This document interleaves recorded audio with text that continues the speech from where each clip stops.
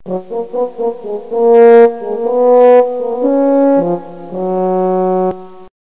orang yang ada di dalam. Maka semakin banyak, mereka semakin kuat. Dan dia berbangga-bangga dengan hartanya, dengan banyaknya keluarganya. Kemudian di surat Maryam ayat 77. Coba dibuka. Surat Maryam ayat 77.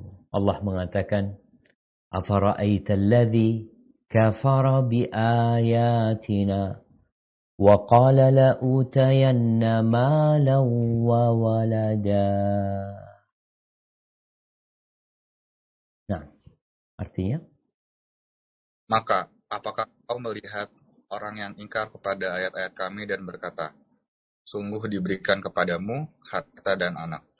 nah, sungguh diberikan kepadaku, la'utayanna mungkin ya, malan wa walada, harta dan anak. Karena ini yang menjadi kebanggaan kita. Itu orang-orang yang merantau ke Jakarta ngapain? Cari harta. Orang-orang yang pagi keluar, malam baru pulang, cari apa? Cari harta. Orang-orang yang korupsi sampai miliaran, ratusan miliar, sampai triliun. Buat apa? Cari harta. Dan kalau ditanya, buat apa hartanya? Buat anak katanya. Berapa anaknya? 2. Nggak usah banyak-banyak anaknya, 2. Subhanallah jemaah. Dan di surat Saba ayat 35. Di surat Saba ayat 35 Allah mengatakan, wa qalu nahnu aktsaru amwalan wa aulada wa ma nahnu bimu'adzabin. Dan mereka berkata, kami lebih banyak harta dan anak-anak kami tiadalah kami akan diadab. Tuh, mereka mengatakan kami lebih banyak hartanya, lebih banyak anaknya, dan kami nggak mungkin diadab oleh Allah. Ini orang-orang yang tidak beriman. Yang menjadikan tujuan hidup dia adalah harta dan anak. Anak dan harta. Orang tua capek bekerja buat anaknya. Ketika nggak punya anak, dia tetap mencari harta. Ketika dia tidak beriman dengan hakikat kehidupan ini, maka muncul klaim bahwasanya dia nggak akan diadab. Aku banyak uangnya. Beberapa, Anda nggak tahu ya, Anda pernah dengar ada satu etnis, satu suku yang mungkin entah Anda sampaikan informasi ini apa akurat atau tidak, bahwasanya mereka berpendapat kalau kaya di dunia, kaya di akhirat. Makanya mereka berlomba-lomba untuk mengumpulkan kekayaan di dunia karena duit itu akan dibawa nantinya. Dan kita biasanya kagum sama orang yang hartanya banyak, anak-anaknya bagus-bagus. Ya Allah, cantik banget anaknya, tampan banget anaknya. Iya. Karena itu memang menjadi kebanggaan manusia. Apa yang dia tunggangin, kita akan takjub. Allahu Akbar, harganya mahal. Ini mobilnya ini 10M. Sepatunya harganya sekian, bajunya harganya sekian. Kita takjub sama mereka.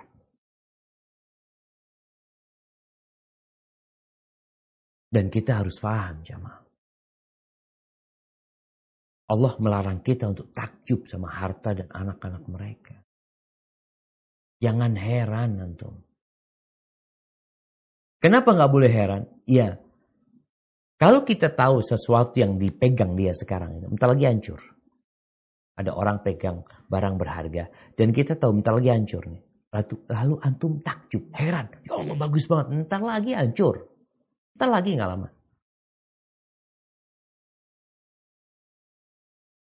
Di surat At-Taubah ayat 55. Nah, Di surat At-Taubah ayat 55. Allah Azza wa Jalla berfirman, "Fala tu'jibka amwaluhum wala auladuhum. Innama yuridullahu liyu'adzibahum biha fil hayatid dunya wa tazhaqa anfusuhum wa hum kafirun." Yang artinya, maka janganlah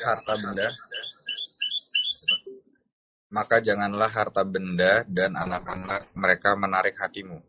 Sesungguhnya Allah menghendaki menyiksa mereka dengan harta benda dan anak-anak gitu dalam kehidupan dunia dan hilang nyawa mereka dalam keadaan kafir.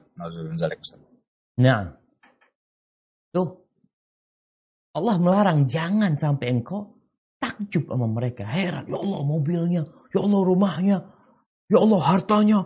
Ini orang terkaya nomor 5 di dunia, orang terkaya nomor 4, nomor 3, nomor 2, nomor 1. Dan memang itu yang dibanggakan. Tapi Allah mengatakan, "Fala tu'jibka." Engkau muslim, engkau beriman, jangan takjub loh. Seperti yang Anda contohkan. Kalau ada orang memegang barang berharga, permata. Lalu kita tahu permata itu bentar lagi akan hancur. Kita nggak akan takjub. Dan muslim itu tahu dengan akibat sesuatu. Apa yang bakal terjadi nantinya.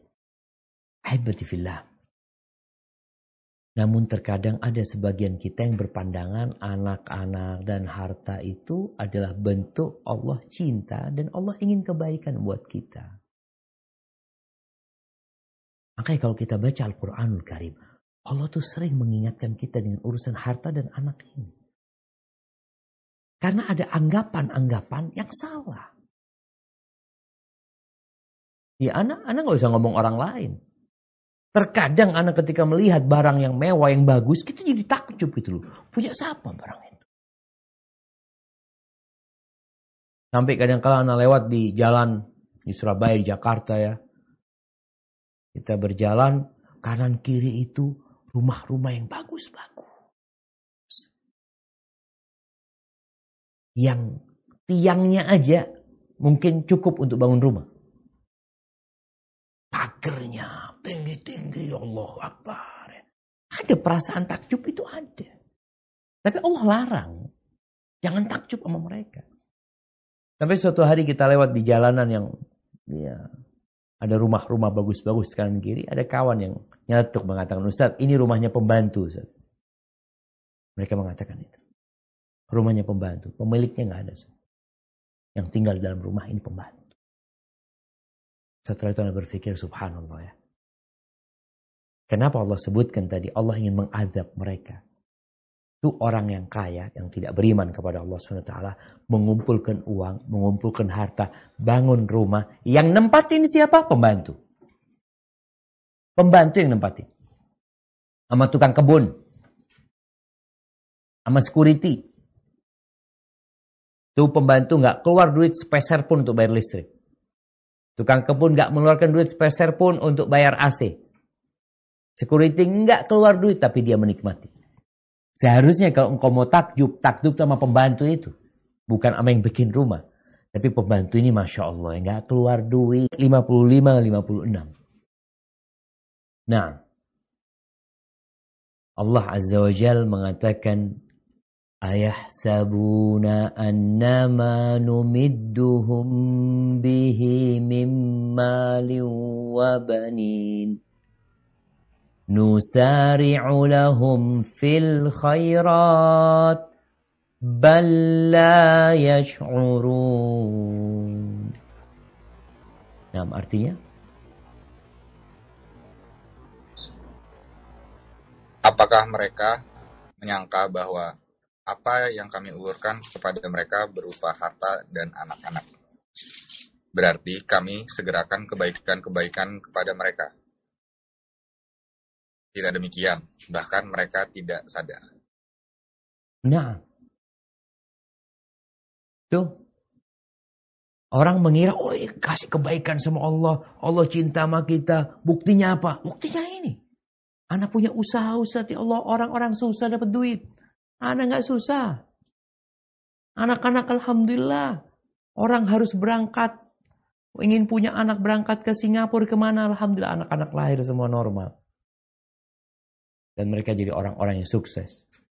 Engkau berpikir Allah yang berbagi itu sebagai bentuk Allah cinta dan memberikan kepadamu kebaikan-kebaikan. Enggak kayak gitu. Bahkan itu bisa menjadi istidraj. Di mana orang diulur-ulur. Dikasih kenikmatan sehingga tidak sadar dengan hakikat kehidupan ini. Jamaah rahimakumullah. Harta dan anak sejatinya enggak berguna buat kita. Apabila kita tidak bertakwa kepada Allah Subhanahu wa taala. Enggak berguna. Sebanyak apapun harta yang kau kumpulkan. Lihatlah orang terkaya di dunia mungkin yang harganya anggap 1.000 triliun. Punya anak yang sukses-sukses. Ketika semua itu tanpa keimanan kepada Allah Subhanahu wa taala, maka enggak ada artinya. Allah berfirman di surat Al-Mujadilah ayat 17. Apa kata Allah? Lan tughniya anhum amwaluhum wala auladuhum minallahi syai'a. Ulaika ashabun nar hum fiha khalidun.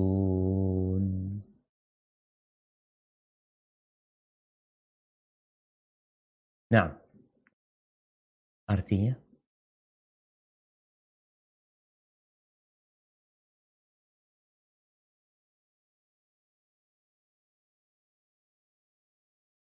harta benda dan anak-anak mereka tidak berguna sedikit pun untuk menolong mereka dari azab Allah.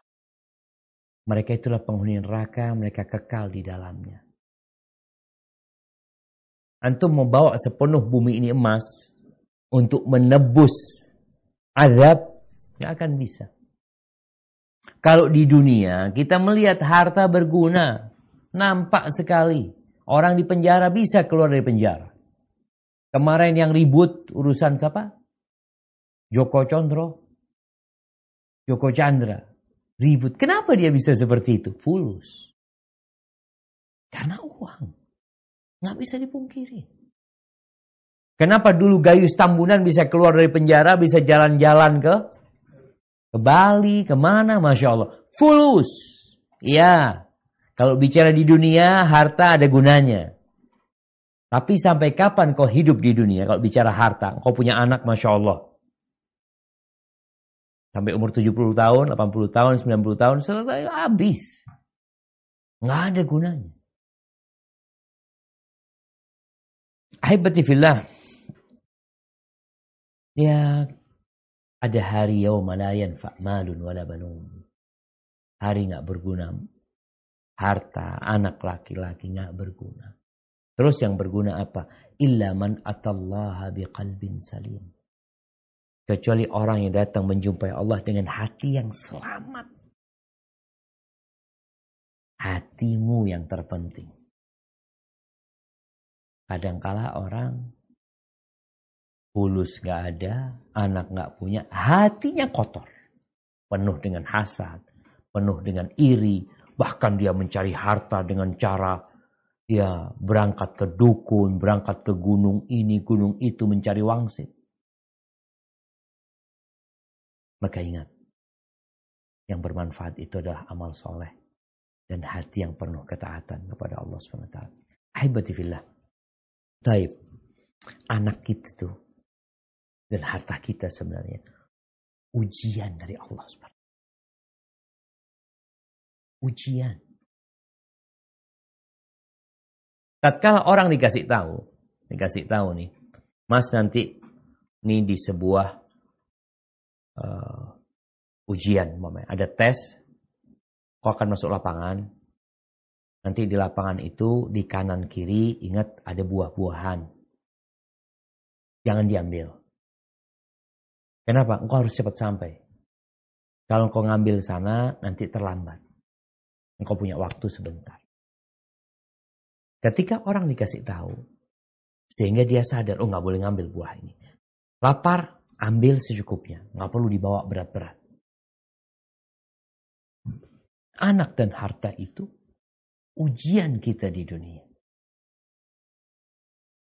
Makanya Allah berfirman di surat Al-Anfal ayat 28. Di surah Al-Anfal ayat 28.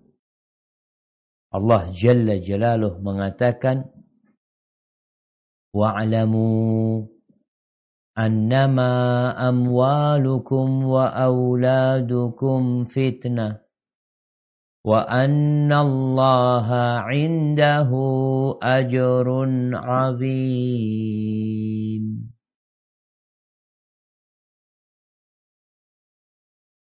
Nah, artinya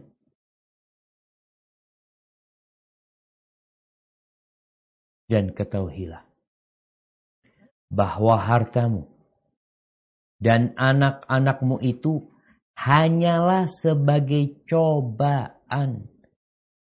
Dan sesungguhnya di sisi Allah ada pahala yang besar.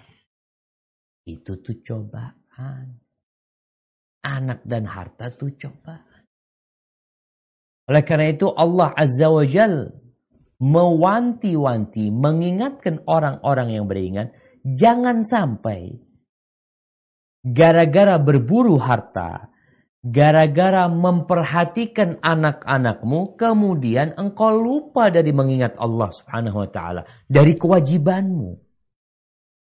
Seperti tadi orang yang sedang dalam ujian dalam tes, dikatakan hati-hati kanan kiri ada buah-buahan, ada makanan yang enak, ada perhiasan-perhiasan, engkau jalan terus. Jangan berhenti di sana. Karena tujuanmu adalah mengabdi kepada Allah Subhanahu wa ta'ala. Makanya Allah mengingatkan di surat Al-Munafiqun, ya, ayat 9, 10, 11 ya. Allah Azza wa Jalla mengatakan, ya ayyuhalladzina amanu la tulhikum amwalukum wala auladukum an dzikrillah wa man yaf'al dzalika faulaika humul khasirun. وأنفقوا مما رزقناكم من قبل أن يأتي أحدكم الموت فيقول رب لولا أخرتني إلى أجل قريب فأصدق وأكن من الصالحين ولن يؤخر الله نفسا إذا جاء أجلها Wallahu khabirum bima ta'malun.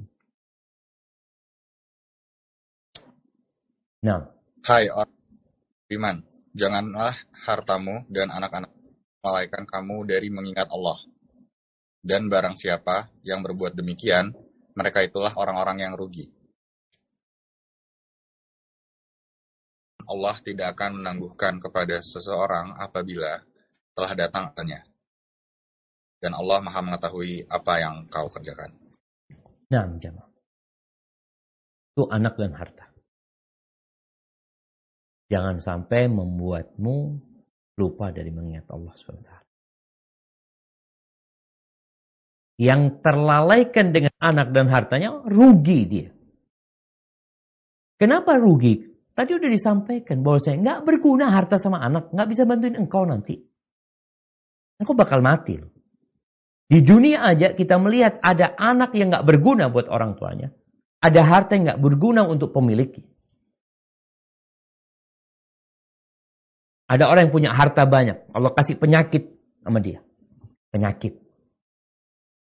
Dia berangkat ke Singapura. Berangkat ke Penang. Berangkat ke London. Berangkat ke Amerika. Berangkat kemana-mana. Berapa banyak orang yang berobat di luar negeri. Dengan harta yang dia miliki. Tapi ternyata ya adalah Ustaz hasilnya. Alhamdulillah. Semoga Allah berikan kesembuhan buat kita semua. Tapi gak bisa kita membeli kesembuhan. Gak bisa. Gak dijual tuh kesembuhan. COVID-19 sekarang jamaah. Yang mulai ribut tentang vaksinnya. kita dapat melihat bagaimana harta yang banyak nggak bisa membayar COVID-19 supaya pergi dari negeri kita. Makanya orang Indonesia, yuk urunan yuk. Urunan semua sudah. Rakyat Indonesia. Untuk apa? Untuk ngusir COVID-19. Nanti kita bikin kontrak akad sama COVID-19. Kita katakan udahlah ini fulusnya ambil. Antum gak usah masuk sini. Gak bisa. Gak berguna. Anak. Orang tuanya sakit. Apa yang bisa dilakukan anak? Gak bisa. Orang tuanya kena kanker. Apa yang bisa dilakukan anak? Bisa mungkin gimana udah. Di dunia kita melihat bagaimana manfaat harta dan anak. Yang ternyata ya nggak bisa full memberikan manfaat. Di akhirat nggak ada manfaatnya sama sekali kecuali orang yang datang beriman kepada Allah SWT. Maka kemudian Allah perintahkan kepada kita untuk berinfak. Kenapa disuruh berinfak? Urusan anak gimana? Banyak orang bakhil karena anak. Sampai-sampai Nabi SAW mengatakan al-waladu majbanatun mabkhalatun mahzanatun mabkhalah. Nah, anak itu sumber sifat kikir orang. Sebelum punya anak dia itu royal, suka berbagi. Punya anak, oh buat anakku, nanti kalau anakku besar, mulai sifat itu datang. Majban, membuat orang jadi pengecut. Sebelum punya anak, Masya Allah dia berjuang. Tanpa kenal takut. Ketika punya anak, mulai dia berpikir, ya Allah anak-anak masih kecil-kecil ya. Anak-anak lagi. Majhalah. Sumber kebodohan anak. Membuat orang tuanya melakukan tindakan-tindakan bodoh. Kalau ditanya, karena anak. Untuk anak. Untuk masa depan anak. Yang mencuri. Yang merampok kadangkala, yang korupsi, yang mendolimi orang lain, kadangkala buat anak. Mahzana, sumber kesedihan itu anak. Barakallahu fikum jamaah. Sekarang apa Ustaz hubungannya seorang anak sama seekor kambing? Kita ini sekarang masuk ke bulan Dzulhijjah. Tanggal 4 Dzulhijjah. 6 hari lagi insya Allah kita akan berkurban. Antum sekarang kalau dikasih pilihan. Potong seekor kambing, domba, sapi atau onta. Atau menyembelih anak antum sendiri. Kalau antum dikasih pilihan. Ana yakin seluruh umat manusia akan memilih menyembelih seekor kambing. Mau lebih bagus lagi, lebih besar lagi, okelah sapi. Mau lebih besar lagi, onta lah, nggak apa-apa.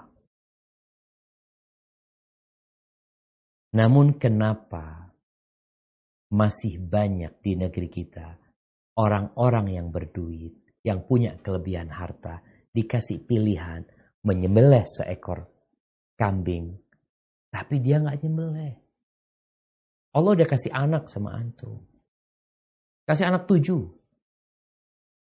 Kalau kita bicara anak 7, sejak awal dia lahir, antum udah diperintahkan menyembelih seekor kambing.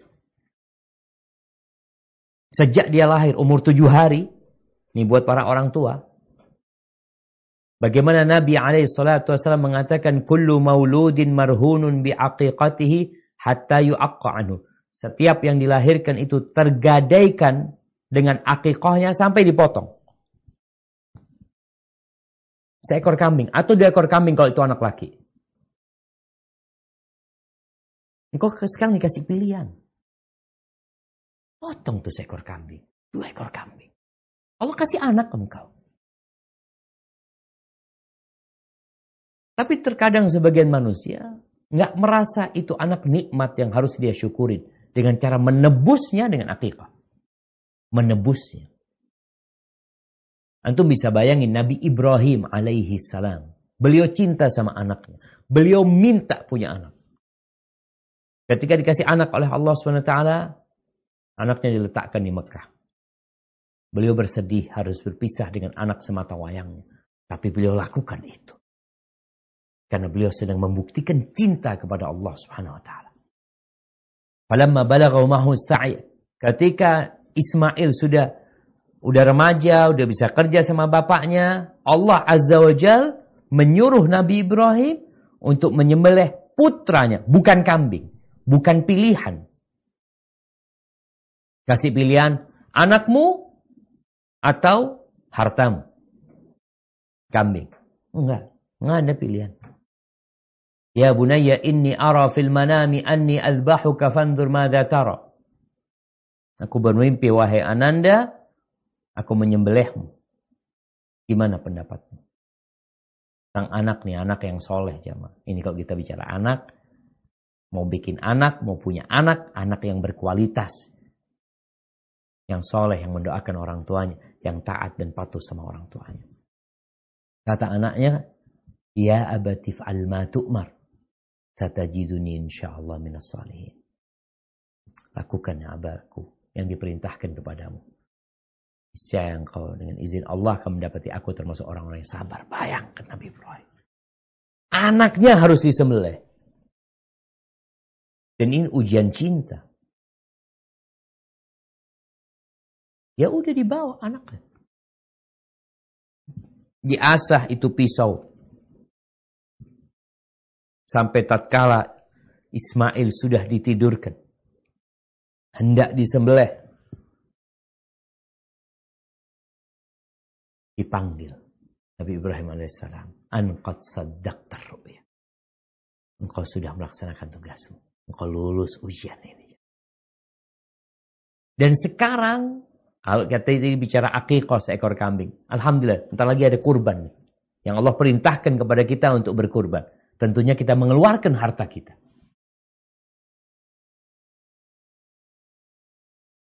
Antum mau berkurban enggak? Ketika hanya dikatakan, oh hukumnya sunnah muakkadah.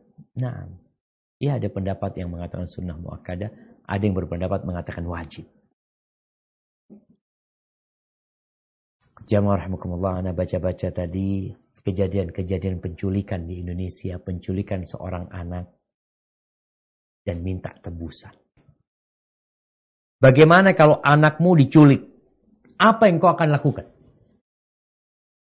Anakmu diculik, kita akan laporan ke polisi atau ke pihak yang berwajib. Kita repot, nggak bisa tidur, makan nggak nyaman. Lalu tahu-tahu penculiknya mengatakan kita minta tebusan 100 juta. Antum nggak punya duit pada waktu itu, antum akan usahakan. Ketika antum punya duit, antum akan mengatakan jangan 100 juta, 1 M anak kasih, yang penting anak-anak balik. Untuk kurban ini nggak perlu 1 M engkau. Seekor kambing. Beli yang gemuk lah. Beli yang sehat.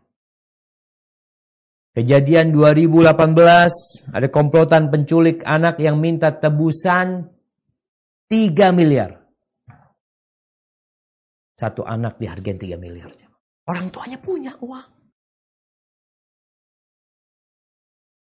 Apakah dia akan membayar itu? Dia akan bayar. Demi keselamatan anaknya. Dan di dunia kita menyelamatkan anak kita dengan harta kita.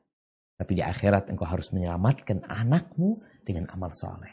Dengan mendidik anak-anak itu dengan cara yang baik. Cuma memang kalau bicara berkurban ya ngeluarkan harta berat. Tapi kalau untuk kesenangannya jangan ditanya. Rumahnya renovasi. Mobilnya gonta-ganti. Motornya seperti itu. Untuk berkurban, untuk seekor kambing, berat dia. Bahkan walaupun dia mengeluarkan, beli dia kambing, dia cari yang paling murah, dia cari yang paling kurus, yang penting sesuai dengan syarat. Berbeda dengan orang-orang yang beriman. Kalau dia mau berkorban, dia akan berkorban yang paling indah. Subhanallah jemaah. Di surat At-Taubah ayat 24. Allah Azza wa Jalla menegur kita. Apa kata Allah? Qul in kana aba'ukum wa abna'ukum wa ikhwanukum wa azwajukum wa ashiratukum wa amwalun iqtaraftumuha wa tijaratun takhshawna kasadaha wa masakinu tardawnaha ahabba ilaikum minallahi wa rasulih wa jihadin fi sabilih fatarabbasu hatta ya'ti Allahu bi amrih wallahu la yahdil qaumal fasiqin. Nah, Katakanlah, jika bapak-bapakmu, anak-anakmu, saudara-saudaramu, istri-istrimu, kaum keluargamu, harta kekayaan yang kamu peroleh, perniagaan yang kamu khawatir merugi, dan sempat tinggal kamu sukai, lebih kamu cintai dari Allah dan Rasul-Rasulnya, dan dari berjihad di jalannya, maka tunggulah sampai Allah mendatangkan keputusannya. Dan Allah tidak menunjuki kaum yang fasik. Pada Ustaz. Barakallahu fikum. Lihat nih jemaah. Mana yang lebih kita cintai? Orang tua kita? Kita harus berbakti sama orang tua kita. Tapi kalau pilihannya antara orang tua sama Allah Subhanahu wa taala, anak pilih Allah. Kita nggak boleh taat dan patuh sama orang tua kalau urusannya maksiat. Baik. Kita sama anak-anak kita. Mana pilihannya? Antara anak sama Allah Subhanahu wa taala. Ya Allah Subhanahu wa taala. Saudara-saudara kita, kerabat kita, istri-istri kita, bangsa kita. Harta yang kita kumpulkan, harta, kita cinta sama harta. Capek kita kumpulin harta. Ada mungkin yang nggak capek kumpulin harta. Sekarang kau diperintahkan untuk berkorban dengan harta yang kau miliki. Dan ingat semuanya. Harta yang ada pada diri kita, itu pemberian Allah Subhanahu wa ta'ala. Sehingga tatkala Allah mengajak manusia untuk menginfakkan hartanya, Allah mengatakan, wa anfiqu mimma razaqnakum. Kalian infakkan dari apa yang kami rizkikan kepada kalian. Itu dari kami. Kalau ternyata hartamu lebih kau cintai daripada Allah dan Rasulnya. Atau perniagaan, bisnismen. Dia lebih mencintai bisnisnya daripada aturan Allah Subhanahu wa ta'ala. Rumahnya dia lebih mencintai rumah tempat tinggal dia. Yang dia bangun mungkin puluhan miliar. Kalau ternyata itu lebih kalian cintai daripada Allah dan Rasulnya dan berjihad di jalan Allah, fatarabbasu hatta ya'ti Allah bi amri. Maka kalian tunggu. Urusannya kalian tinggal tunggu. Akan datang tuh. Apa yang sudah Allah putuskan buat kalian. Maka ahibati fillah, ana mengajak kembali para jamaah untuk merenungkan sekarang nih. Kita berada di waktu yang mulia, di 10 awal Dzulhijjah. Nanti tanggal 10 kita diperintahkan untuk berkorban. Bukan anak yang kau korbankan. Bukan. Tapi hewan ternak. Kambing, sapi atau onta. Rasulullah SAW, beliau cinta sama anaknya. Nah, bagaimana tatkala anak beliau meninggal dunia? Ibrahim, beliau menangis. Meneteskan air mata. Lalu Abdurrahman bin Auf mengatakan, ya Rasulullah, engkau juga menangis. Qala na'am. Innal aina la tadma. Mata itu mengeluarkan air. Wa innal qalba la yahzan. Hati bersedih ketika tinggal mati sama anak. Wa la naqulu illa ma yurdi rabbana. Tapi kita tidak berkata kecuali ucapan yang diridhai oleh Allah Subhanahu wa taala. Beliau cinta sama anaknya. Beliau cinta sama Fatimah. Tapi beliau mengatakan, "Lau anna Fatimata binta Muhammadin saraqat laqata'tu yadaha." Andai kata Fatimah, putrinya Muhammad sallallahu alaihi wasallam mencuri, aku akan potong tangan. Kalau urusannya antara Allah sama anak, Allah yang dipilih. Dan Nabi alaihi salatu wasallam, beliau hidupnya susah. Nah, ya kadangkala 2 bulan nggak ada yang dimakan kecuali kurma dan air, kompornya nggak hidup. Peristiwa-peristiwa yang diceritakan bagaimana beliau membungkus perutnya dengan batu yang menahan lapar, sallallahu alaihi wasallam. Kemudian Allah berikan rizki kepada Nabi alaihi salatu wasallam, beliau potong hewan kurban 2 ekor kambing. Ketika Allah berikan rizki kepada beliau yang lebih, Masya Allah, apa yang beliau lakukan? Beliau menyembelih 100 ekor onta. Jadi kalau antum orang yang mampu, paling tidak, kita bicara paling tidak antum menyembelih 1 ekor kambing. Paling tidak.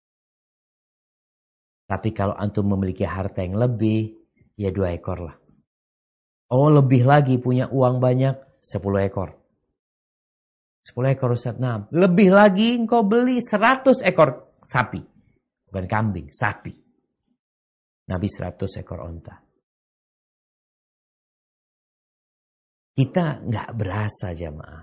Kecuali tatkala kita memahami hakikat kehidupan ini.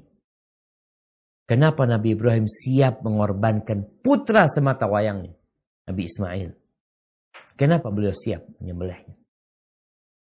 Karena dia tahu kita diciptakan untuk kehilangan segala sesuatu. Kita ini akan kehilangan sesuatu, segala sesuatu. Dan sekarang ada momentum kita bisa mengirim harta kita untuk menunggu kita di akhirat sana. Salah satunya dengan berkurban. Yang Allah mengatakan fasalli li rabbika wanhar. Salatlah untuk Rabbmu dan sembelihlah. Kalau pilihannya anakmu sama kambing, ana yakin antum pilih kambing. Kalau pilihannya anakmu dan 100 juta, engkau tebus 100 juta anaknya selamat, 100 juta engkau akan bayar. Dan kurban ini akan mendatangkan keberkahan di keluarga kita, di harta kita, dan penjagaan di anggota keluarga kita. Dan saatnya kita berkorban. Jangan sampai tanggal 13 berlalu, kita anak kepingin kurban Ustaz, udah habis, sudah lewat nih sekarang. Masanya untuk berkorban, membuktikan cinta kita kepada Allah Subhanahu Wa Taala. Mungkin anak kita kepingin ini, kepingin itu, tunggu dulu nak, kita beli kambing dulu, kita berkorban dulu. Keinginanmu nanti bisa ditunda setelah Idul Adha. Hadza wallahu a'lam bishawab. Mungkin itu yang bisa kita kaji pada kesempatan kali ini. Dan ana serahkan kepada Akh Tufail untuk masuk ke sesi tanya jawab. Naam, tafadhal.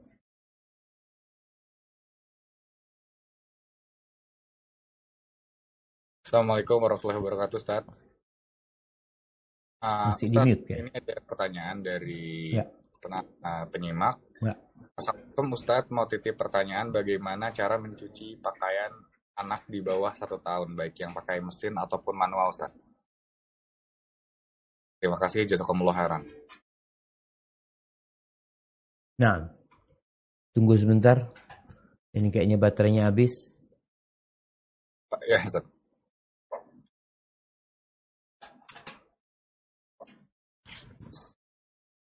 Nah, tafadhal Tufail. Ya Ustaz, pertanyaan pertama mungkin agak keluar dari tema, tapi masih ada sambungan dengan anak. Yaitu bagaimana cara mencuci pakaian anak di bawah 1 tahun, Ustaz. Pertanyaan pertama seperti itu. Ya. Baik secara mesin cuci maupun manual. Terima kasih, jazakumullah khairan. Nah, jemaah. Jadi kalau berkaitan bagaimana mencuci, ya dicuci aja sih. Memang berkaitan dengan najis.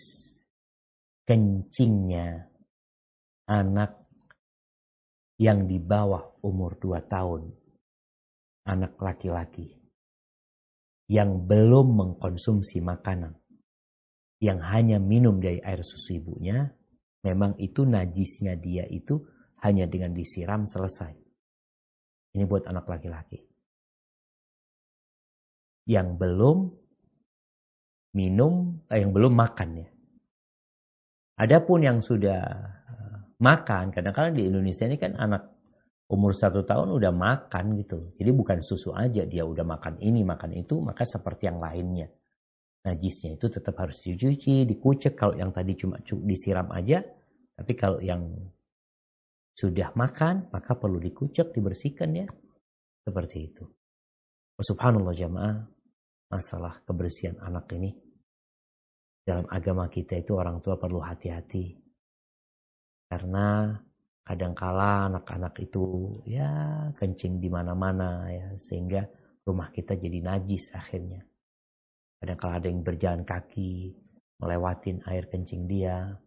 Karena saya pernah buat orang tua yang punya anak kecil, ketika anak itu mulai buka pampasnya umpamanya dan mulai diajarin untuk tidak bergantung dengan pampasnya, dijaga kesucian di rumah. Mungkin karpet-karpet digulung ya, sehingga akan lebih mudah bagi dia membersihkannya. Hadza wallahu a'lam bissawab. Ustaz, Assalamualaikum. Waalaikumsalam warahmatullahi. Ini berikutnya ada pertanyaan Ustaz. Bagaimana hukumnya kalau misalnya kan ada orang yang berkurban untuk 10 hari kan tidak boleh gunting rambut dan kuku. Kalau misalnya tidak sengaja itu bagaimana Ustaz? Dan apakah niatnya batal atau seperti apa Ustaz? Barakallahu fikum. Ya jamaah, ini berkaitan dengan larangan Nabi SAW atau perintah Nabi SAW orang yang ingin berkurban. Dan setelah masuk awal Dzulhijjah, fala ya'khudanna, di mana dia dilarang oleh Nabi SAW untuk mengambil dari kukunya, dari rambutnya, au falyumsik, atau dia diperintahkan untuk menahan diri untuk tidak menyentuh kuku dan rambutnya dalam artian memotong mereka. Terus gimana kalau lupa? Dia nggak sengaja, dia lupa kalau dia mau kurban, kemudian dia potong kukunya karena dia biasa potong tiap Jumat umpamanya ya. Kemudian dia potong kukunya karena mau sholat Jumat, mau bersih-bersih. Maka buat yang lupa, tidak ada denda atau hukuman buat dia. Dan memang sejatinya jamaah, ini kemudahan dan karunia Allah subhanahu wa ta'ala. Di mana kita berdoa mengatakan, Rabbana la tu'akhidna in nasina au akhtana.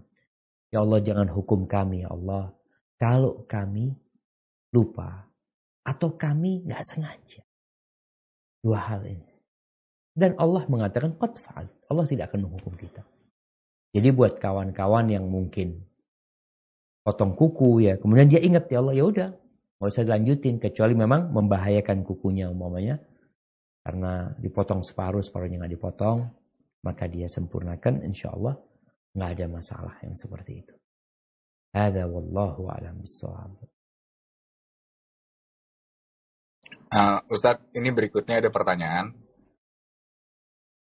Cukup unik ini Ustadz pertanyaannya. Afwan Ustadz, suami Ana tahun ini tidak berkurban. Dan begitu juga tahun lalu. Apakah boleh kalau Ana ambil uang dari uang suami Ana, kemudian baru Ana beritahu pada waktu Ana berikan kambingnya? Bagaimana Ustadz? Masya Allah. Iya jemaah. Nah, ini suaminya tahun ini tidak berkurban. Tahun lalu juga nggak kurban. Padahal sepertinya mampu. Maka coba ditanyakan, kenapa suami tidak berkurban? Kadangkala yang menyebabkan orang yang dahulu berkurban, kemudian kok dia nggak berkurban tahun depannya, tahun selanjutnya. Masalahnya di iman. Iman yang sedang lemah. Iman tuh naik dan turun. Jadi yang harus dilakukan istri bukan ngambil uangnya suami, bukan. Tapi dia memotivasi suami, mengobarkan api keimanan di jantungnya suami ini dengan harapan dia mau berkurban. Kalau mungkin penyebab dia nggak berkurban, takut uangnya berkurang. Di sini dimotivasi, nggak akan berkurang. Nggak akan berkurang. Ini investasi sama Allah. Engkau sedang investasi. Kita kalau investasi dikasih janji. Nih Bapak taruh 100 juta, tiap bulan 30 juta. Kita taruh itu. Gimana investasi jalan Allah Azza wa Jal. yang Allah akan melipat gandakan.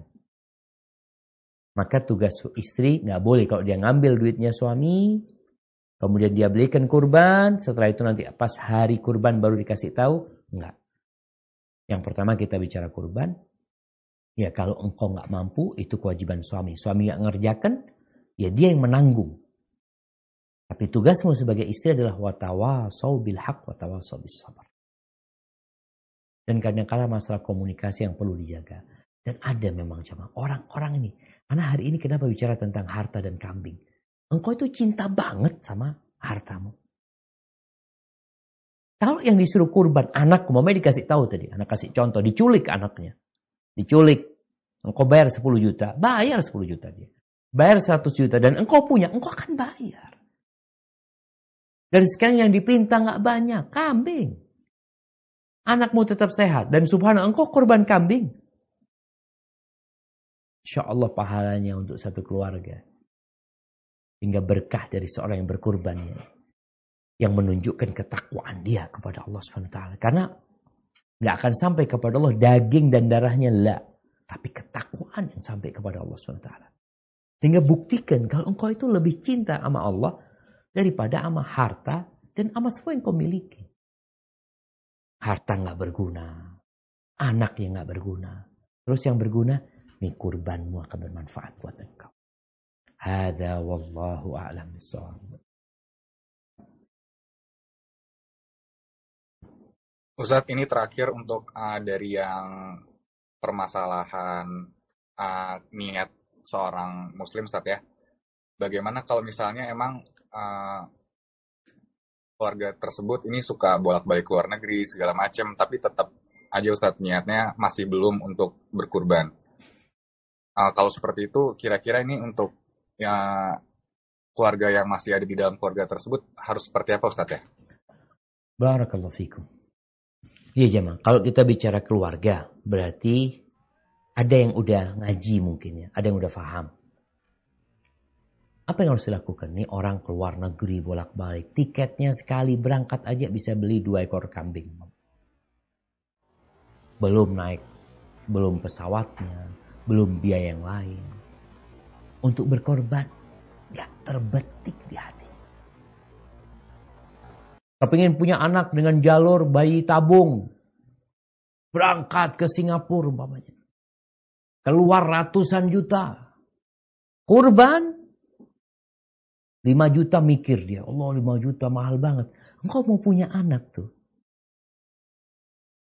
Engkau keluarkan ratusan juta. Masa untuk amalanmu sendiri. Engkau gak mau ngeluarin. Maka tugas kita yang melihat orang seperti itu atau keluarga ya. Memberikan contoh aja. Kadang-kala orang kayak gitu dikasih tahu itu. Dia ada orang yang memang hatinya udah tertutup. Kita mau kasih tahu berat. Tapi tetap tugas kita watawasau bil haq watawasau bis sabr. Di antara cara memberitahu mereka adalah dengan mempraktekkan. Atau dengan menunjukkan kepada mereka, nih fulan, kita ngobrol sama mereka. Ya Allah, anak punya tetangga. Subhanallah, mobil gak punya, motor gak punya. Tapi dia kurban, Masya Allah ya. Itu bisa menjadi motivasi orang untuk berbuat.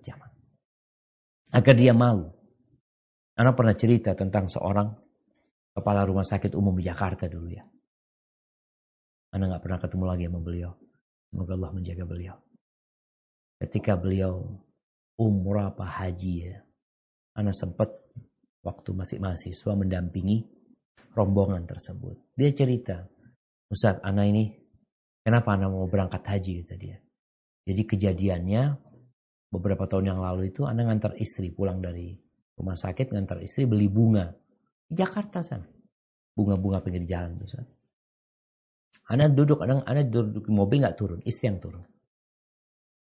Anak ngelihat penjualnya itu pakai kaos oblong, pakai sarung, kaos putih itu, sama peci haji. Dulu jamaah yang pakai peci putih itu memang udah haji. Jadi kalau antum nggak haji, kayaknya nggak boleh pakai peci putih. Sekarang semua orang pada pakai. Ini dokter ngatakan, anak, lihat, masa orang ini udah berangkat haji? Dia belum berangkat haji. Nggak yakin. Turunlah dia. Turun hanya sekedar mau tanya, Bapak udah haji belum? Karena peci putih itu peci haji gitu. Pak Haji disebutnya. Anak turun, tanya. Bapak udah haji? Katanya. Dia ngomong, Alhamdulillah sudah 2 kali. 2 kali kata dia. Cuma jualan bunga gini berangkat haji. Dia yang direktur rumah sakit gak berangkat haji. Dia langsung balik ke mobilnya, lemes dia. Besok daftar haji dia. Malu dia. Nih hanya pedagang bunga berangkat haji. Ana seorang direktur yang punya uang banyak, yang punya mobil, yang rumahnya mewah, nggak berangkat haji. Itu menjadi tamparan dia untuk berangkat haji. Kadangkala kita perlu memberikan tamparan-tamparan kepada orang-orang ini dengan ya kita bawa ke tempat orang-orang miskin, orang-orang yang nggak punya, tapi dia berangkat haji, dia berkorban dengan harapan ya hati itu tetap bisa diharapkan kebaikannya. Maka nasihat ana buat yang ada di keluarga sana, paling tidak tadi, mengajak mereka untuk merasakan indahnya berbagi, indahnya berkurban. Sampaikan kepada mereka kalau gak akan berkurang uang yang kau keluarkan, karena sejatinya disimpan sama Allah Subhanahu Wa Taala. Seperti yang kita sampaikan juga, yang diminta untuk dikorbankan bukan anakmu, enggak, bukan anakmu, tapi sedikit dari hartamu. Bukan semua hartamu, enggak. Apalagi kita tahu nih 10 hari-hari yang mulia.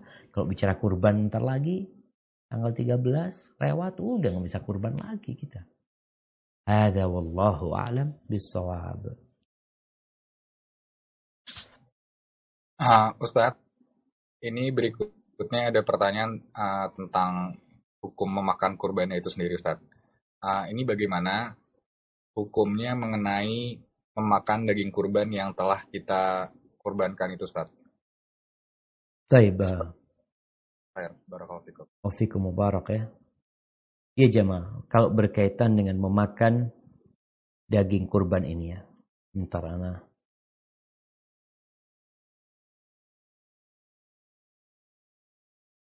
Nah, di surat Al-Hajj ya. Di surat Al-Hajj ayat 28. Mungkin bisa ditampilkan di surat Al-Hajj ayat 20. Surat Haji ayat 28.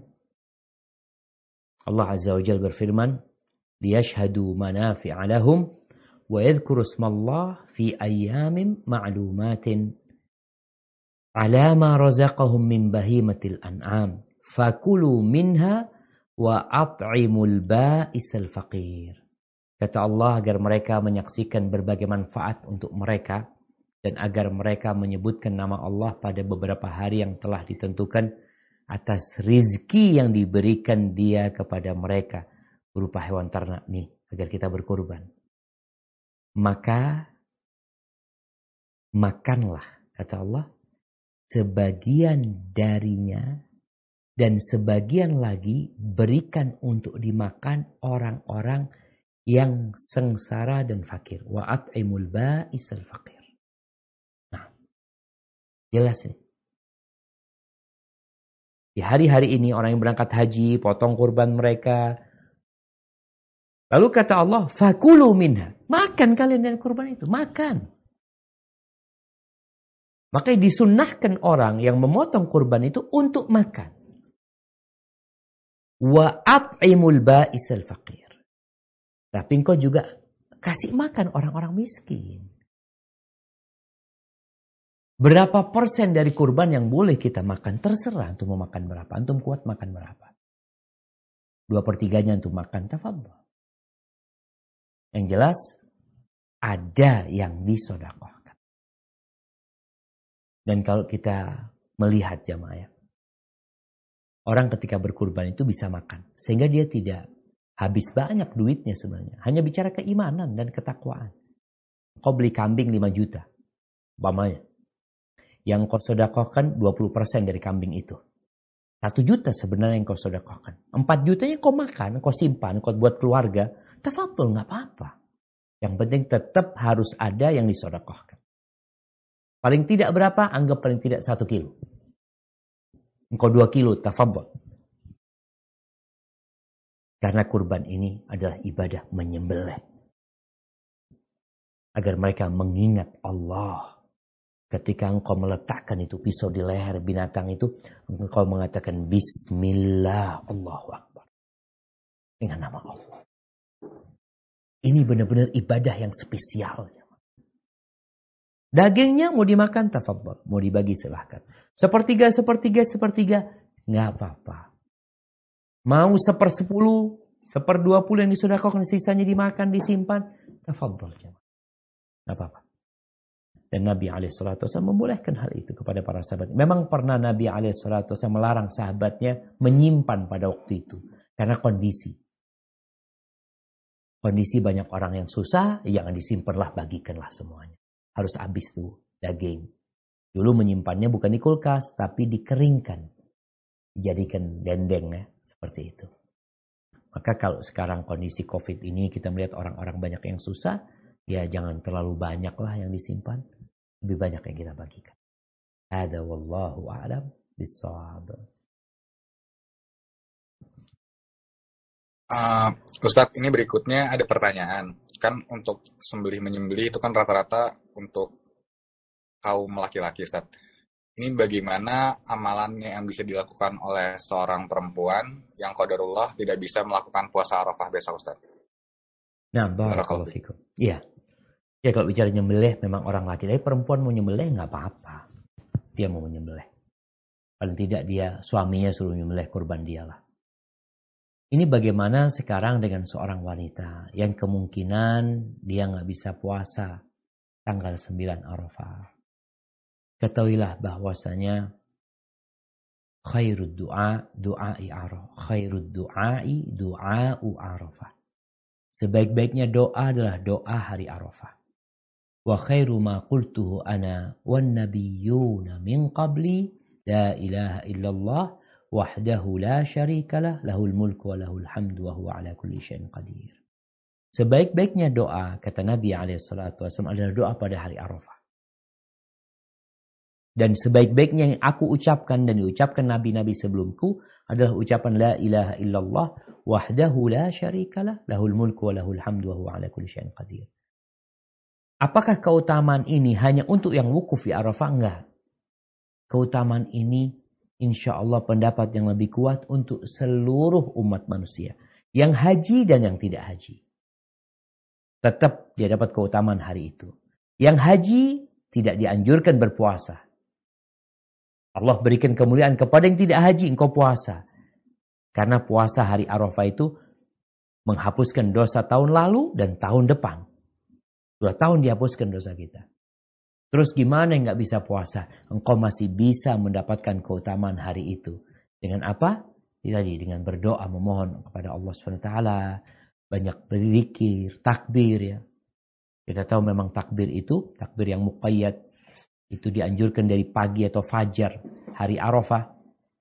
Sampai tanggal 13. Engkau perbanyak takbir, perbanyak tahlil, perbanyak sedekah. Berikan buka buat orang-orang yang puasa. Ini mungkin ibadah khusus yang bisa dikerjakan. Karena orang-orang pada puasa, engkau gak puasa. Ya udahlah, anak akan bikin buka yang enak buat orang-orang yang puasa. Yang kedua, mengingatkan orang lain untuk berpuasa. Ad-dalu 'alal khairi kafa'ilihi. Orang yang menunjukkan orang lain untuk berbuat baik itu seperti orang yang melakukannya. Jadi kesempatan buat yang gak bisa puasa, dia ingetin dia punya sohib. Siapa punya sohib ya? Fulana telepon. Fulana, engkau tahu enggak? Fadilah puasa Arafah nih, ini kesempatan. Kita mah banyak dosanya nih. Ini kesempatan puasa hari ini menghapuskan dosa 2 tahun. Nanti telepon sohibnya Fulan. Kasih tahu lagi, nih hadisnya kayak gini. Ini kesempatan bagi kita untuk menyebarkan indahnya agama Allah SWT. Bukan sekedar broadcast ya. Soalnya kadang-kala kalau kita sekedar broadcast ya, tahu-tahu kita kirim ke 10 orang atau 100 orang atau 200 orang. Ya orang itu menanggapinya karena dia tahu dapat broadcastan tidak seperti kalau dia dijapri. Dijapri imam pakai WA, dijapri via telepon. Sampaikan kepada dia. engkau tahu nggak besok itu hari apa? Umpamanya nanti tanggal 8 ya. Besok ya hari Kamis, kata dia. Iya, ada keutamaan apa di hari Kamis besok ini? Masya Allah. Hari Arafah tahun ini insya Allah hari Kamis, hari diangkatnya amal. Dan lebarannya hari Jumat jamaah. Berkumpul tuh ya. Ya insya Allah kayak gitu. Jumat kita. Kalau nggak salah. Berkumpul dua hari raya tuh jamaah. Maka ini kesempatan buat kita. Jadi menyampaikan pesan Nabi SAW, balighu anni walau ayat, sampaikan dari aku walaupun satu ayat. Insya Allah kalau ada 10 orang yang puasa Arafah gara-gara engkau mengingatkan dia, insya Allah engkau akan dapat pahala yang lebih besar daripada sekedar engkau puasa sendiri tapi nggak ada orang yang kau ajak untuk berpuasa. Hadza wallahu a'lam bissawab. Ustadz, ini berikutnya ada pertanyaan dari seorang yang masih bekerja kebetulan di bank konvensional. Ustadz, bagaimana hukumnya sebagai seorang satpam di bank konvensional jika berkurban? Lalu juga bagaimana kalau misalnya masih ada utang cicilan tanah? Begitu. Nah, jemaah. Ya, kita tahu orang-orang yang bekerja di tempat-tempat riba ini ada masalah buat dia. Di mana dia melindungi, di mana dia mengamankan ya. Harapannya Allah Azza wa Jalla segera memberikan hidayah kepada kita semuanya untuk jadi lebih baik dan mencari pekerjaan yang halal tanpa ada keraguan di dalamnya. Dan kalau bicara kurban, tafadhol kau berkurban. Kita tidak hanya berbicara yang bekerja di bank, bekerja dimanapun. Ketahuilah, innallaha thayyibun la yaqbalu illa thayyiban. Allah itu maha baik dan Allah tidak menerima kecuali yang baik. Maka berkorbanlah dengan harta terbaik yang kau miliki. Dari hasil yang halal. Dengan harapan Allah Subhanahu wa taala menerima perjuanganmu di sana. Dan ana rasa engkau berkorban dan bertobat kepada Allah Subhanahu wa taala, semoga Allah menerima kurban. Baik. Gimana kalau masih punya utang? Apakah orang yang berkurban itu harus lepas dari utang? Utang itu ada dua macam. Ada utang yang udah jatuh temponya. Maka mau tidak mau, kalau antum mau berkurban, antum punya tanggungan yang sudah hadir nih.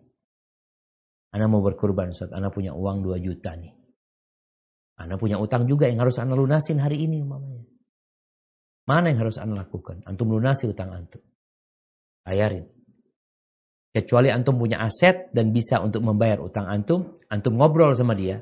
Antum sampaikan, Mas, ana punya utang 2 juta nih. Ana kan tanggungnya hari ini harus bayar. Tapi kalau antum mau diundur sampai tanggal 15 umpamanya, atau bulan depan, ana ingin pakai buat kurban nih duit. Tapi kalau dia bilang, enggak bayar utangmu. Ya kita bayar, itu yang wajib buat kita. Itu yang wajib. Kecuali ada utang yang belum jatuh tempo memang. Ada orang punya utang kredit memang dia. Berapa tahun? 10 tahun dia kredit. Ya udah. Memang belum jatuh tempo. Dan alhamdulillah dia punya sesuatu yang untuk jaminan utang dia. Maka kalau dia mau berkorban, tafadhol. Nggak ada masalah. Hadza wallahu a'lam bissawab. Ustadz, ini berikutnya ada pertanyaan. Bagaimana kalau misalnya mengundurkan akikah pada saat sambilan Idul Adha? Itu bagaimana Ustadz ya? Mengenai niatnya dan segala macam. Gimana dia mengundur? Jadi momen akikah disamakan dengan momentum Idul Adha. Barakallahu fikum. Nah, jamaah. Pertanyaannya, apakah boleh kita meniatkan kurban dengan niat akikah? Jadi, apalagi tadi memang ditunda. Lahirnya udah 3 bulan yang lalu. Nantilah sekalian sama kurban. Apakah boleh? Pendapat yang lebih kuat nggak boleh. Ini ibadah yang berbeda. Akikah itu memang sama menyembelih kambing. Tapi karena kelahiran anak. Sedangkan Idul Adha ini karena waktu yang sudah ditetapkan oleh Allah SWT, kita untuk menyembelihnya di sana. Kalau ada orang-orang yang punya kelebihan rezeki dan dia mau akikah, segerakan, jangan nunggu Idul Adha. Hari ke-7, segera sembelih. Dan sekali lagi Ana ingin mengingatkan, beberapa kajian Ana tekankan hal ini. Akikah itu bisa dipotong seperti kita motong kurban. Maksudnya nggak harus dimasak. Antum beli kambing yang syaratnya akikah sama dengan syaratnya kurban. Domba umur 6 bulan ke atas. Kambing umur setahun ke atas. Baik, antum kalau punya uang 3 juta, bisa beli 2 ekor kambing. Nggak perlu dimasak, nggak usah potong, kemudian bagikan mentahnya. Dan sekali lagi, engkau mau bagikan cuma 20%, cuma 1 kilo, sisanya mau engkau simpan di kulkas, mau engkau makan, silahkan. Jadi buat teman-teman yang sudah punya kewajiban atau punya anak ya, kita bicara engkau nebus anak cuma 1 ekor kambing, ruwet aja engkau. Biaya lahir anak kadang-kadang sampai 17 juta, ada yang sampai 25 juta. Masa engkau mensyukuri anak itu lahir dengan seekor kambing, berat.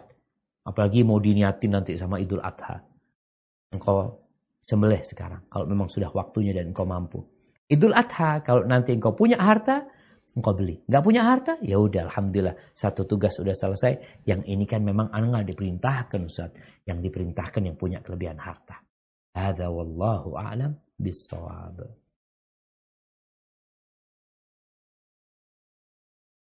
Ustadz, berikutnya ini ada pertanyaan, bagaimana hukumnya dan keutamaan kalau misalnya sekarang kan banyak ditawarkan untuk kurban online, Ustadz.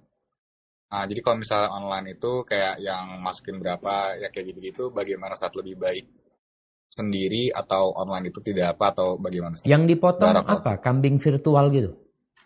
Kalau yang online itu? Tetap kambing beneran apa fotonya kambing? Masukin ke... Insya Allah ada kambing, foto-fotonya paling Ustaz. Nah, jemaah. Iya. Yang pertama kalau kurban itu yang jelas Nabi SAW beliau potong sendiri. Dianjurkan memang kita potong sendiri.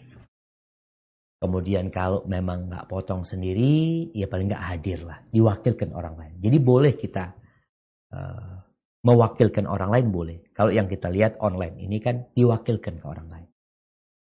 Mungkin dulu kita di Jakarta, kita telepon, kita punya sohib, membayar. Antum kampung antum butuh kurban nggak? Butuh. Yaudah, ana kirim 1 ya. Jadi ana mewakilkan sohib ana di kampung itu untuk menyembelih. Dan itu diperbolehkan. Nabi SAW ketika beliau menyembelih kurban yang 100, yang 63 ekor itu Nabi sendiri yang nyembelih. Masya Allah, onta jamaah, 63. Ana potong sapi 2 udah capek tangannya, Masya Allah.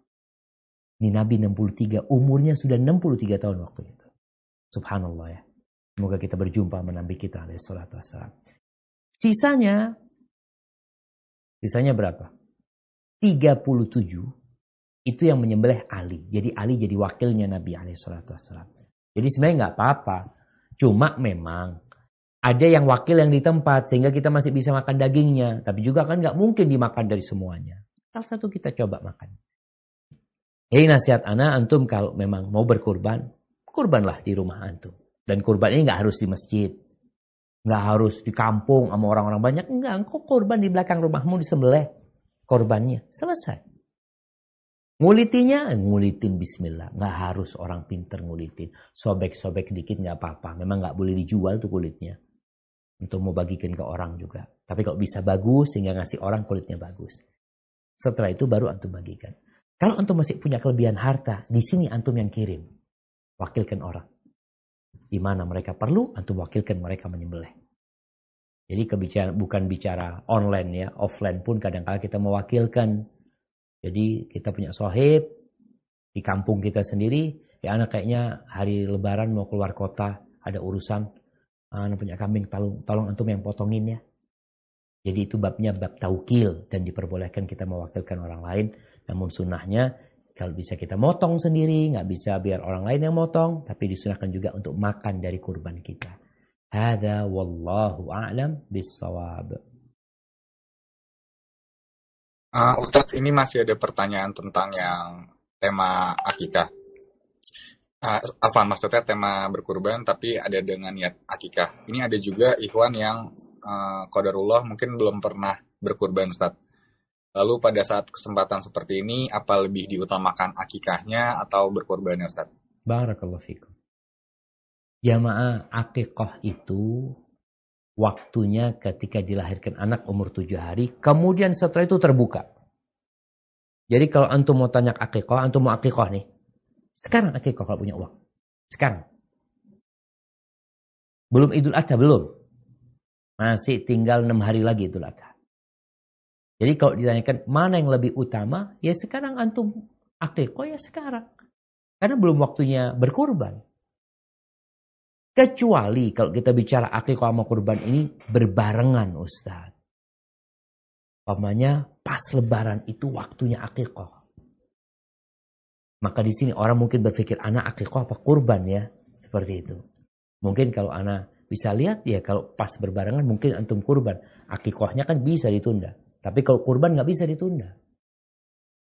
Akan tetapi kalau nggak berbarengan seperti sekarang, yang bertanya sekarang, dan antum punya uang sekarang, maka hari ini potong kurban, potong akikahnya. Hari ini kau potong akikahnya, nggak perlu nunggu, karena kita juga nggak tahu apakah umur kita akan sampai ke Idul Adha. Nanti pas Lebaran, antum mungkin punya harta, ya beli lagi. Tapi kalau enggak, ya nggak masalah. Jadi kalau akikah kan tadi hari ke-7, hari ke-14 atau terserah.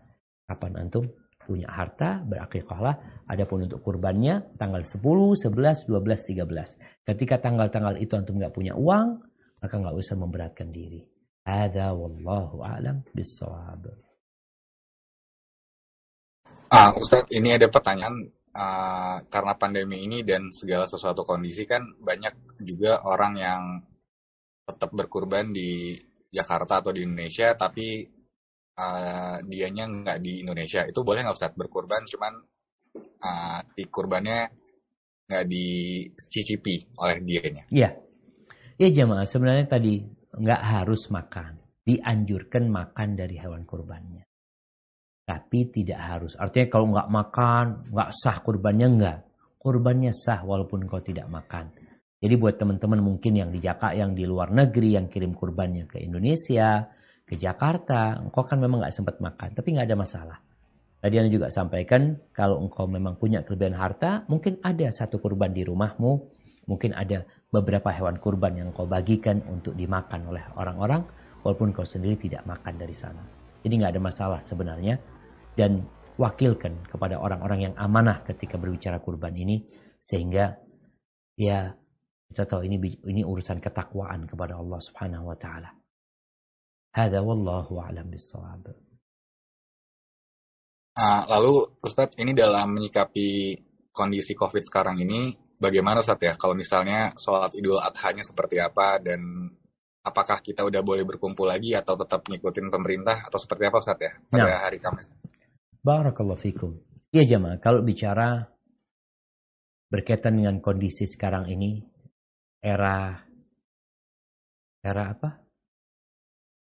Era pembiasaan baru atau apa? Ya, new normal lah.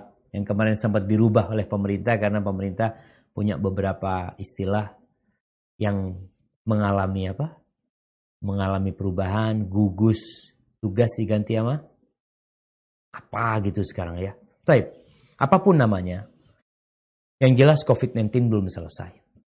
Ana benar-benar juga jadi takut Ana hari ini jemaah. Hari ini Ana membaca sehari Jember kemarin itu 48 kasus baru. Satu hari bayangkan ya. Jadi ketika orang-orang itu sudah merasa nyaman ya. Merasa kayaknya nggak ada COVID itu. Padahal ada. Ini gelombang kedua yang ditakutkan. Terus apa yang harus dilakukan kita? Alhamdulillah pemerintah, para ulama, para medis, mereka juga ikut mengontrol kondisi yang terjadi di negeri kita. Kita ambil kebijakan-kebijakan mereka. Kita pertimbangkan. Ada yang berupa himbauan, ada yang berupa amaran yang harus dikerjakan. Ketika himbauan, memang satu hal yang tidak wajib, ya kita lihat kondisi kita. Bicara sholat Idul Fitr atau Idul Adha nantinya, gimana sholat Idul Adha ini? Ketika masjid-masjid memang udah dibuka ya dengan protokol kesehatan yang harus diikutin, ya ikutin aja. Ada daerah-daerah yang mungkin yang hijau, yang alhamdulillah sama sekali nggak ada kasus baru di situ ya. Kemudian juga tidak ada orang-orang yang dari luar kota masuk ke tempat itu, sehingga aman daerah itu ya seperti biasa. Jadi dalam masalah ini tolong kita jangan serampangan, jangan mengikuti perasaan aja, mengikuti nafsu kita. Terus terang, anak udah bosan dengan kondisi sekarang ini. Artinya dengan kondisi anak nggak boleh kemana-mana ya. Anak-anak kepingin jalan, aduh janganlah ini itu. Sampai anak kepingin beli sandal takut mau ke pasar. Ada orang-orang ya Allah, mereka nggak pakai masker, nggak pakai apa. Subhanallah. Anak melihat takut gelombang kedua ini datang. Ada yang ini konspirasi. Iyalah konspirasi atau apa, anak nggak tahu. Yang jelas kita sebagai seorang muslim diperintahkan untuk menjaga diri kita, khususnya yang bermanfaat buat kita. Maka kalau nanti Idul Adha, ya ikut arahan pemerintah setempat. Ya, ada pemerintah pusat, ada pemerintah setempat yang mungkin mereka lebih berkompeten untuk memberikan arahan untuk daerahnya masing-masing. Hadza wallahu a'lam bishawab. Oke. Iya, Ustaz. Lalu ini juga ada pertanyaan, Ustaz. Bagaimana kalau misalnya seseorang diamanahi untuk orang tuanya menyekolahkan anak, dan orang tua bila hak sepenuhnya diserahkan kepada kakak. Ini harus berbakti kepada kakak dengan orang tua juga nggak, Ustaz? Mungkin ini agak menyimpang dari tema, cuman ada urusan pertanyaan. Anak nih. Urusan anak. Nah, jamaah, kalau abah anak pesan sama anak, Syafiq, tolong adiknya diurusin. Baik. Pertanyaan sama yang tuh anak. Kebaktiannya sama siapa? Ya kebaktiannya tetap sama bapaknya. Karena penyebab dia lahir di muka bumi ini, keberadaan dia itu disebabkan adanya bapak sama ibunya. Kemudian berkaitan dengan kakaknya, ya tetap berbakti sama kakaknya. Kakak kita nggak pernah berbuat baik sama kita pun, kita tetap diperintahkan berbuat baik sama dia untuk menjaga silaturahim. Jadi buat sang anak, tetap dia berbakti sama orang tuanya. Alhamdulillah orang tua anak nitipkan anak ke kakak. Juga engkau berbakti kepada kakakmu yang telah melaksanakan perintah orang tua untuk menjaga dirimu. Hadza wallahu a'lam bissawab. Lalu ini, Ustaz, kan untuk 10 hari pada bulan Zulhijjah kan seperti 10 hari terbaik, cuman dalam day, Ustaz, ya, maksudnya dalam pagi ketemu senja gitu, Ustaz, ya. Kira-kira amalan kecil apa aja, Ustaz, ya, yang bisa kita lakukan untuk juga jamaah lakukan yang masih kecil-kecil tapi bisa diamalkan dan berat di timbangan, Ustaz? Barakallahu fikum. Ini kayaknya pertanyaan terakhir ini. Baik jamaah. Nah, kita berada di 10 awal Dzulhijjah. Memang ada pembahasan para ulama. Apakah 10 awal Dzulhijjah ini keutamaannya itu di siang harinya? Sedangkan di 10 akhir Ramadan keutamaannya itu di 10 malamnya. Memang para ulama berbincang hal itu dan sebagian mengatakan seperti tadi. Tapi pendapat yang lebih kuat sebenarnya siang dan malamnya 10 awal Dzulhijjah ini lebih mulia dari sepanjang tahun. Karena Allah bersumpah walayalin ashar, demi 10 malam. Allah bersumpah 10 malam awal Dzulhijjah. Jadi malam dan siangnya sama-sama mulia. Amalan apa saja yang bisa dilakukan di 10 awal Dzulhijjah ini? Yang pertama tentunya kita tahu di situ ada ibadah haji. Namun tidak semua orang bisa melakukannya. Ada ibadah umrah, nggak semua orang bisa melakukannya. Baik. Yang kedua puasa. Insya Allah yang sehat bisa puasa dari tanggal 1 sampai tanggal 9 tafadhol mampu. Nggak mampu ya tanggal 9-nya aja puasa. Kemudian perbanyak sholat sunnah. Kalau kita bicara siang harinya, alhamdulillah qobliyah ba'diyah jagain, duha jagain. Bisa kita sholat sekarang duha, umpamanya mana mau sholat duha lah. Insya Allah 60 rakaat tafadhol. Kalau memang nggak ada yang bisa engkau kerjakan atau engkau memang nggak sibuk kondisi COVID-19 ini nganggur, alhamdulillah, perbanyak amal buat akhiratmu. Kemudian sedekah. Masya Allah, kondisi COVID-19 ini banyak orang-orang yang terdampak dan kita perlu membantu mereka. Bagikan sedekah buat mereka. Lalu kalau amalan-amalan kurban nantinya ya, amalan-amalan yang ringan ya, bertakbir jamaah. Ini bertakbir. Tolong perbanyak takbir kita. Allahu Akbar, Allahu Akbar. La ilaha illallah, wallahu Akbar. Allahu Akbar, walillahilham. Ibu sambil goreng-goreng di dapur. Yang sambil goes bertakbir. Yang sambil nyetir mobil bertakbir. Naik motor bertakbir. Yang di tokonya bertakbir. Yang di pasar bertakbir. Yang di kantor bertakbir. Yang jadi satpam bertakbir, terus takbir. Bagaimana sahabat Nabi Abdullah bin Umar bin Khattab dan Abu Hurairah radhiyallahu anhuma di 10 awal Dzulhijjah ini mereka biasa keluar ke pasar, mereka bertakbir, fa yukabbiru ahlus suq bitakbirihim. Itu orang-orang di pasar akhirnya bertakbir ketika mendengar takbirnya Abdullah bin Umar dan Abu Hurairah. Ini amalan yang perlu kita perbanyak. Baca Quran. Jangan berhenti, buka Qur'annya. Kalau bisa hatam, alhamdulillah ada 5 hari nih tersisa. Atau 6 hari, engkau hatamkan Al-Quranul Karim. Salawat buat Nabi SAW. Berdakwah, menyampaikan agama Allah ini. Mengingatkan saudara-saudara kita dengan keutamaan 10 awal Dzulhijjah ini. Ini sebuah amalan yang mulia. Kemudian, ya apalagi yang bisa diamalkan oleh jamaah. Bersalawat buat Nabi SAW. Memperbanyak doa, ya. Bayar utang, ngelunasin utang-utang orang yang kesulitan. Insya Allah ini termasuk amal yang baik, amal yang soleh. Dan harapan anak kita bisa memperbanyak di 10 awal Dzulhijjah ini. Hadza wallahu a'lam bishawab. Karena itu menjadi pertanyaan terakhir jamaah. Insya Allah kita berjumpa pada kesempatan yang akan datang. Ana kembalikan kepada Akh Tufail untuk menutup acara kita kali ini. Barakallahu fikum.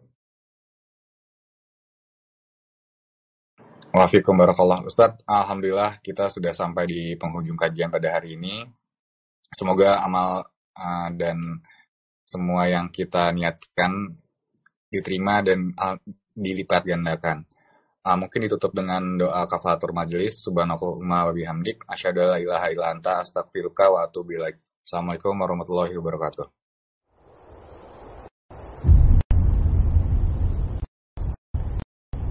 Klik tombol berikut dan update ilmu yang insya Allah bermanfaat.